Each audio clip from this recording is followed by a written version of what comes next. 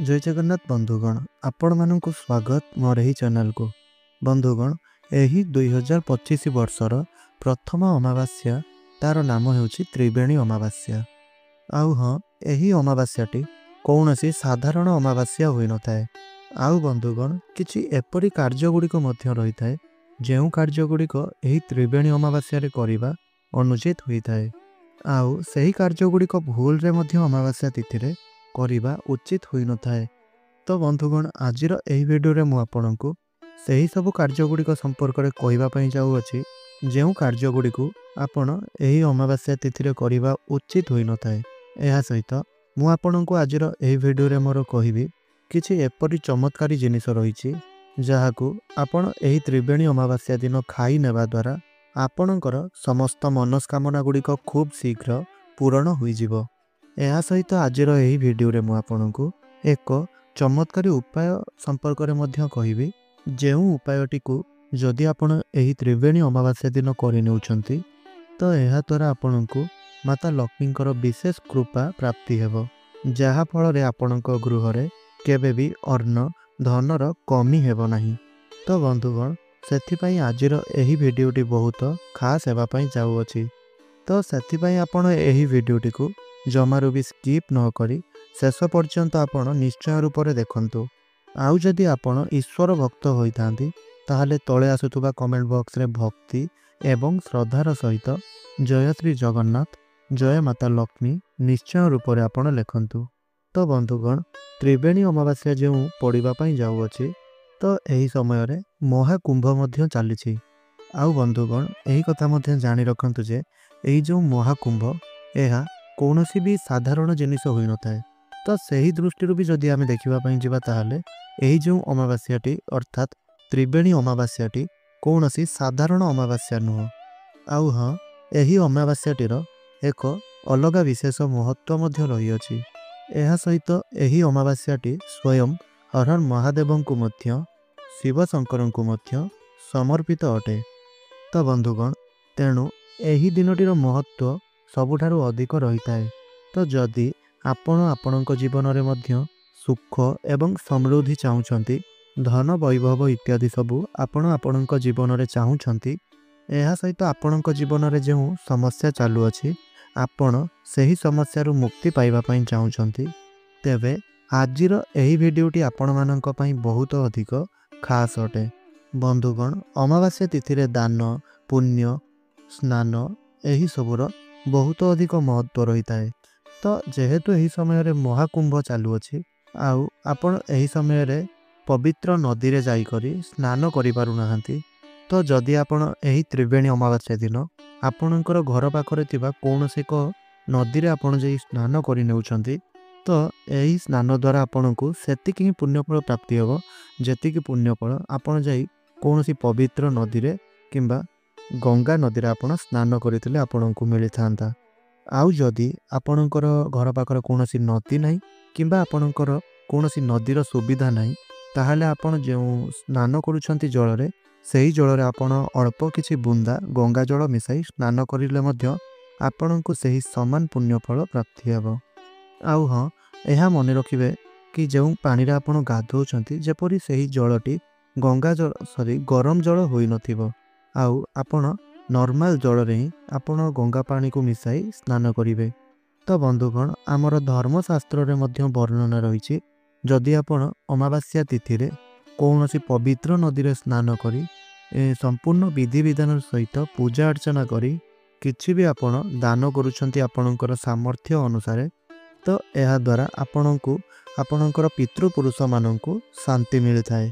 एहा सहित सेमाननकु सेमानकर पापरु मुक्ति मध्य मिलि थाए आउ सेमाने मध्य आपणक उपरे प्रसन्न होइथांती। विशेष करी माघ मास कृष्ण पक्षर अमावास्या तिथि बहुत ही पवित्र होइथाए जहाकु कि त्रिवेणी अमावास्या बोली कहा जाइथाए। तो बंधुगण एही 2025 वर्षर प्रथम अमावास्या तिथिटी अर्थात माघ मास कृष्ण पक्षर अमावास्या तिथिटी 29 जनवरी रे पड़िबा पई जाउ अछि। तो बंधुगण 29 तारीख ब्रह्म मुहूर्त सकाळ 5:25 रु 6:18 पर्यंत रहिबो। तो बंधुगण ଏହି ସମୟର ଅବଧି ମଧ୍ୟରେ ଆପଣଙ୍କୁ ସ୍ନାନ କରିବାର ଅଛି। ଯଦି ଆପଣ ଏହି ସମୟରେ ସ୍ନାନ କରୁଛନ୍ତି ତାହେଲେ ଆପଣଙ୍କୁ ଅତ୍ୟଧିକ ପୁଣ୍ୟ ଫଳର ପ୍ରାପ୍ତି ହୋଇଥାଏ। ବନ୍ଧୁମାନେ, ଏହି ଦିନ କରାଯାଇଥିବା ଦାନ ପୁଣ୍ୟର ଫଳ ଆପଣଙ୍କୁ 100 ଗୁଣା ପ୍ରାପ୍ତି ହୋଇଥାଏ। ଏହି ଅମାବାସ୍ୟା ତିଥିରେ ଆପଣ କୌଣସି ବ୍ରାହ୍ମଣ ଲୋକ ନଚେତ୍ କୌଣସି ଦୁଃଖୀରଙ୍କି ଗରିବମାନଙ୍କୁ ଭୋଜନ ଆପଣ ଦାନ କରିବା ଏହା ଆପଣଙ୍କ ପାଇଁ ବହୁତ ଶୁଭ ହୋଇଥାଏ। ଆଉ ଯେହେତୁ ଅମାବାସ୍ୟା ତିଥିଟି ପିତୃପୁରୁଷମାନଙ୍କୁ ସମର୍ପିତ ହୋଇଥାଏ, ତେବେ ଏହି ତ୍ରିବେଣୀ ଅମାବାସ୍ୟା କିମ୍ବା ଅନ୍ୟ କୌଣସି ବି ଅମାବାସ୍ୟା ଦିନ ଆପଣ ଆମିଷ ଭୋଜନର ସେବନ କରିବା ଉଚିତ ହୋଇନଥାଏ। ଆଉ ଯଦି ଆପଣଙ୍କ ପକ୍ଷେ ସମ୍ଭବ ହୁଏ ତାହେଲେ ଉପବାସ ମଧ୍ୟ ଆପଣ ପାଳନ କରିପାରିବେ। ହେଲେ କେବେ ବି ଏହି ଅମାବାସ୍ୟା ତିଥି ଗୁଡ଼ିକରେ ତାମସିକ ଭୋଜନ ଆପଣ ଗ୍ରହଣ କରିବେ ନାହିଁ। ବନ୍ଧୁମାନେ, ଆମର ଶାସ୍ତ୍ରରେ ମଧ୍ୟ ବର୍ଣ୍ଣନା ଏହା ରହିଛି ଯେ ଅମାବାସ୍ୟାର ପୂର୍ବ ଦିନ, ଅମାବାସ୍ୟା ଦିନ, ଅମାବାସ୍ୟାର ପରଦିନ ଅର୍ଥାତ୍ ପ୍ରତିପଦା ଦିନ ଯଦି ଆପଣ ଏହି 3 ଦିନ ଆପଣ ନିଜକୁ ଶୁଦ୍ଧ ରଖୁଛନ୍ତି ତ ଆପଣଙ୍କ ପାଇଁ ଏହା ମଙ୍ଗଳକାରୀ ହୋଇଥାଏ। ଏହା ଛଡ଼ା ଯଦି ଆପଣ ନିଶା ଦ୍ରବ୍ୟର ସେବନ କରୁଛନ୍ତି, ତାହା ଛୋଟ ନିଶା ହେଉ କିମ୍ବା ବଡ଼ ନିଶା, ତ ଆପଣ ଯଦି କୌଣସି ପ୍ରକାରର ବି ନିଶା ଦ୍ରବ୍ୟର ସେବନ କରୁଛନ୍ତି ଆପଣ, ତ ଏହି ଦିନଟିରେ ଆପଣ ସେହି ନିଶା ଦ୍ରବ୍ୟ ଗୁଡ଼ିକର ସେବନ କରିବା ମଧ୍ୟ ଉଚିତ ହୋଇନଥାଏ। ଏହା ଛଡ଼ା ଏହି ମାସଟିରେ ମଧ୍ୟ ଆପଣ ତାମସିକ ଭୋଜନ ଠାରୁ ଯେତେ ଅଧିକ ପାରିବେ ଡିଷ୍ଟାନ୍ସ ମେଣ୍ଟେନ୍ କରିବା ଉଚିତ। କାରଣ ଏହିସବୁର କେବଳ ଆପଣଙ୍କ ଶରୀର ଉପରେ ନୁହଁ ବରଂ ଆପଣଙ୍କର ଭବିଷ୍ୟତ ଉପରେ ମଧ୍ୟ ଖରାପ ପ୍ରଭାବ ପଡ଼ିଥାଏ। ଏହା ଛଡ଼ା ଅମାବାସ୍ୟା ତିଥିରେ ମଧ୍ୟ ଛୁଞ୍ଚିର ବ୍ୟବହାର କରିବା ଉଚିତ ହୋଇନଥାଏ। ତ ଏହି ଦିନ ଆପଣ ଯଦି ସିଲେଇ କରୁଛନ୍ତି ତାହେଲେ ଏହି ଦିନ ଆପଣ ସିଲେଇ କରିବାରୁ ବଞ୍ଚିତ ରହିବା ଉଚିତ। ଆଉ ଯଦି ଆପଣ କପଡ଼ା କଟାକଟି କରୁଛନ୍ତି ତେବେ ଏହି ଅମାବାସ୍ୟା ତିଥିରେ ଆପଣ କପଡ଼ା କଟାକଟି କରିବା ଠାରୁ ଯେତେ ଦୂର ସମ୍ଭବ ଦୂରେଇ ରହିବା ଉଚିତ।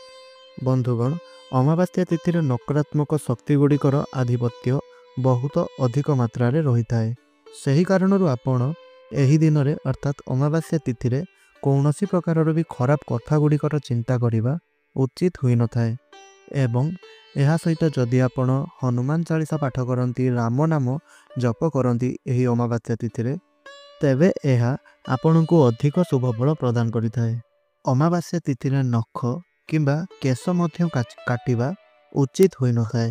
କେଶ ଧୋଇବା ମଧ୍ୟ ଅମାବାସ୍ୟା ତିଥିରେ ଉଚିତ ହୋଇନଥାଏ। ଯଦି ଆପଣ ବିବାହିତା ଅଟନ୍ତି ବା ଯଦି ଆପଣଙ୍କର ବିବାହ ହୋଇସାରିଛି ତାହେଲେ ଆପଣ ଅମାବାସ୍ୟା ତିଥିରେ ଆପଣଙ୍କର ପାର୍ଟନରଙ୍କ ସାଥିରେ ଆପଣଙ୍କର ଜୀବନସାଥୀଙ୍କର ସହିତ ଆପଣ ଶାରୀରିକ ସମ୍ପର୍କ ରଖିବା ଏହା ଉଚିତ ହୋଇନଥାଏ। ଏହା ସହିତ ଏହି ଅମାବାସ୍ୟା ତିଥିରେ ଆପଣ ଗୁରୁଜନମାନଙ୍କୁ କିଛି ଖରାପ କଥା କହିବା, କିଛି ଅସମ୍ମାନ କଲା ଭଳି କଥା କହିବା ଉଚିତ ହୋଇନଥାଏ। ହେଲେ ବନ୍ଧୁଗଣ, ଏହା କେବଳ ଅମାବାସ୍ୟା ତିଥିରେ ନୁହଁ ବରଂ ପ୍ରତ୍ୟେକ ଦିନ ପ୍ରତ୍ୟେକ ସମୟରେ ସବୁବେଳେ ଆମେ ଆମର ଗୁରୁଜନମାନଙ୍କୁ, ଆମର ବଡ଼ମାନଙ୍କୁ ଆମେ ଅସମ୍ମାନ କରିବା ଉଚିତ ହୋଇନଥାଏ। ସେମାନଙ୍କୁ କୁଶବ୍ଦ ବ୍ୟବହାର କରି କୌଣସି କଥା କହିବା ଉଚିତ ହୋଇନଥାଏ। ବନ୍ଧୁଗଣ, ଯଦି ଆପଣ ଅମାବାସ୍ୟା ତିଥିରେ ପିତୃପୁରୁଷମାନଙ୍କର ଉଦ୍ଦେଶ୍ୟରେ ଆପଣ ଦାନ, ତର୍ପଣ ଏହିସବୁ କରୁଛନ୍ତି, ତ ଏହିସବୁ କରିବା ଦ୍ୱାରା ଆପଣଙ୍କ ଉପରେ ସର୍ବଦା ଆପଣଙ୍କର ପିତୃପୁରୁଷଙ୍କର ଆଶୀର୍ବାଦ ରହିଥାଏ। ବନ୍ଧୁଗଣ, ଅମାବାସ୍ୟା ତିଥିରେ ଆପଣ ରାତ୍ରି ସମୟରେ କେଉଁଆଡ଼େ ବି ବୁଲିବା ଉଚିତ ହୋଇନଥାଏ। ବିଶେଷ କରି ମହିଳାମାନେ କେବେ ବି ଅମାବାସ୍ୟା ତିଥିରେ ବାହାରକୁ ଯିବା ଉଚିତ ହୋଇନଥାଏ। କାରଣ ଅମାବାସ୍ୟା ତିଥିରେ ରାତ୍ରି ସମୟରେ ନକାରାତ୍ମକ ଊର୍ଜା ଗୁଡ଼ିକ ବହୁତ ଶକ୍ତିଶାଳୀ ଏବଂ ବଳବାନ ବନିଯାଇଥାନ୍ତି। ଅମାବାସ୍ୟା ତିଥିରେ ଆପଣ ନିଜର ଭୋଜନରେ ମଧ୍ୟ ଲବଣର ବ୍ୟବହାର କରିବା, ଲୁଣର ବ୍ୟବହାର କରିବା ଏହା ଉଚିତ ହୋଇନଥାଏ। ଅମାବାସ୍ୟା ତିଥିରେ ଯଦି ଆପଣ ଫଳ ଆହାର କରନ୍ତି ତ ଏହା ଆପଣଙ୍କ ପାଇଁ ଉଚିତ ହୋଇଥାଏ। ତ ବନ୍ଧୁଗଣ, ଏବେ ଆସନ୍ତୁ ଜାଣିନେବା ଏହି ଅମାବାସ୍ୟା ତିଥିରେ ଆପଣ ଏପରି କେଉଁ ଜିନିଷ ଗୁଡ଼ିକ ଖାଇବା ଦ୍ୱାରା ତାହା ଆପଣଙ୍କୁ ଶୁଭ ଫଳ ପ୍ରଦାନ କରାଇଥାଏ।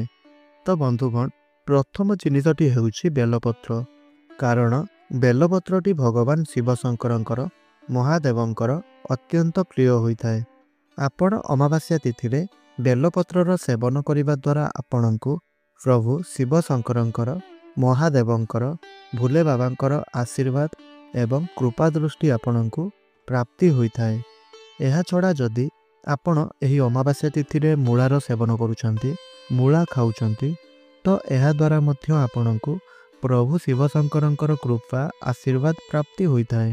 ଏହା ଛଡ଼ା ଯଦି ଆପଣ ଅମାବାସ୍ୟା ତିଥିରେ ରାଶିର ସେବନ କରୁଛନ୍ତି, ତେବେ ଏହା ମଧ୍ୟ ଆପଣଙ୍କୁ ଶୁଭ ଫଳ ପ୍ରଦାନ କରିଥାଏ। ଗୁଡ଼ ମଧ୍ୟ ଭଗବାନ ଶିବ ଶଙ୍କରଙ୍କର ଅତ୍ୟନ୍ତ ପ୍ରିୟ ହୋଇଥାଏ। ତ ଆପଣ ଅମାବାସ୍ୟା ତିଥିରେ ଗୁଡ଼ର ମଧ୍ୟ ସେବନ କରିପାରିବେ। ଦହି ମଧ୍ୟ ଭଗବାନ ଶିବ ଶଙ୍କରଙ୍କର ଅତ୍ୟନ୍ତ ପ୍ରିୟ ହୋଇଥାଏ। ତେବେ ଆପଣ ଅମାବାସ୍ୟା ଦିନ ଦହି ଖାଇବା ମଧ୍ୟ ଆପଣଙ୍କୁ ଶୁଭ ଫଳ ପ୍ରଦାନ କରାଇଥାଏ। ବନ୍ଧୁଗଣ, କିଛି ଏପରି ଜିନିଷ ଗୁଡ଼ିକ ମଧ୍ୟ ରହିଛି ଯେଉଁ ଜିନିଷ ଗୁଡ଼ିକ ଆପଣ ଯଦି ଅମାବାସ୍ୟା ତିଥିରେ ନିଜର ଘରକୁ ଆଣୁଛନ୍ତି, ତାହେଲେ ଆପଣଙ୍କୁ ମଧ୍ୟ ମାତା ଲକ୍ଷ୍ମୀଙ୍କର କୋପର ଶିକାର ହେବା ପାଇଁ ପଡ଼ିଥାଏ। ତ ବନ୍ଧୁଗଣ, ପ୍ରଥମ ଜିନିଷଟି ହେଉଅଛି ଝାଡ଼ୁ। ଯଦି ଆପଣ ଅମାବାସ୍ୟା ତିଥିରେ ନିଜର ଘରକୁ ଝାଡ଼ୁ କିଣିକରି ଆଣୁଛନ୍ତି, ତାହେଲେ ଆପଣଙ୍କ ଘରେ ନକାରାତ୍ମକ ଉର୍ଜା ଗୁଡ଼ିକର ବୃଦ୍ଧି ହୋଇଥାଏ ଏବଂ ଯେଉଁଠାରେ ନକାରାତ୍ମକ ଉର୍ଜାର ବୃଦ୍ଧି ହୋଇଥାଏ, ସେହିଭଳି ସ୍ଥାନରେ ଧନ ଧାନ୍ୟ କମ୍ ହୋଇଯାଇଥାଏ। ସେହିଭଳି ବ୍ୟକ୍ତିବିଶେଷମାନଙ୍କୁ ଦାରିଦ୍ର୍ୟତାର ଶିକାର ହେବା ପାଇଁ ପଡ଼ିଥାଏ। ତ ଅମାବାସ୍ୟା ତିଥିରେ ଆପଣ କେବେ ବି ଆପଣଙ୍କର ଘରକୁ ଝାଡ଼ୁ କିଣିକରି ଆଣନ୍ତୁ ନାହିଁ। ଏହା ସହିତ ଗହମ କିମ୍ବା ଅଟା ମଧ୍ୟ ଅମାବାସ୍ୟାରେ କେବେ ବି କିଣାଯାଇନଥାଏ କିମ୍ବା କିଣିକରି ଘରକୁ ଅଣାଯାଇ ନଥାଏ। ବନ୍ଧୁଗଣ, ଅମାବାସ୍ୟା ତିଥିରେ ମଧ୍ୟ କେବେ ବି ନିଜର ଶରୀରରେ ତେଲ ଲଗାଇବା ଉଚିତ ହୋଇନଥାଏ। କିନ୍ତୁ ତେଲ ଲଗାଇବା ଉଚିତ ହୋଇନଥାଏ। ଯଦି ଆପଣ ଏହି ଅମାବାସ୍ୟା ତିଥିରେ ତେଲର ଦାନ କରୁଛନ୍ତି, ତାହେଲେ ଏହା ଦ୍ୱାରା ଆପଣଙ୍କୁ ଶନିଦେବଙ୍କର କୃପା ପ୍ରାପ୍ତି ହୋଇଥାଏ। ଏବଂ ଯଦି ଆପଣଙ୍କ କୁଣ୍ଡଳୀରେ କୌଣସି ପ୍ରକାରର ଶନି ଦୋଷ ରହିଥାଏ, ତେବେ ସେଥିରୁ ମଧ୍ୟ ଆପଣଙ୍କୁ ମୁକ୍ତି ମିଳିଯାଇଥାଏ। ଶନିଙ୍କର କୋପ ମଧ୍ୟ ଆପଣଙ୍କ ଉପରୁ କମ୍ ହୋଇଯାଇଥାଏ।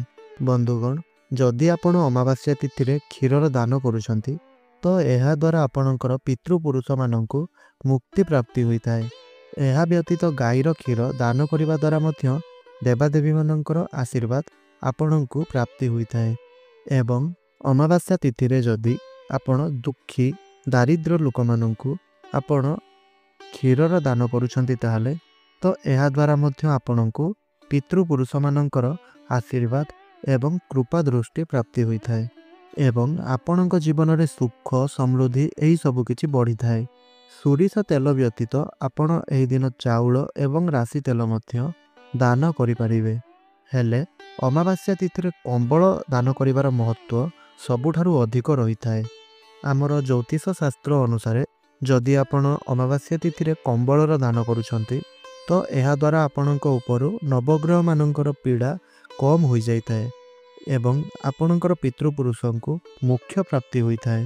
ଆପଣ କମ୍ବଳ ଦାନ କରିବା ଦ୍ୱାରା ଆପଣଙ୍କର ପିତୃପୁରୁଷ ଆପଣଙ୍କ ଉପରେ ଶାନ୍ତି ହୋଇଥାନ୍ତି ଏବଂ ଆପଣଙ୍କୁ ସୁଖ ସମୃଦ୍ଧି ଏବଂ ଧନ ବୈଭବ ପ୍ରାପ୍ତି ହେବାର ମଧ୍ୟ ଆଶୀର୍ବାଦ ସେ ଆପଣଙ୍କୁ ପ୍ରାପ୍ତି କରିଥାନ୍ତି।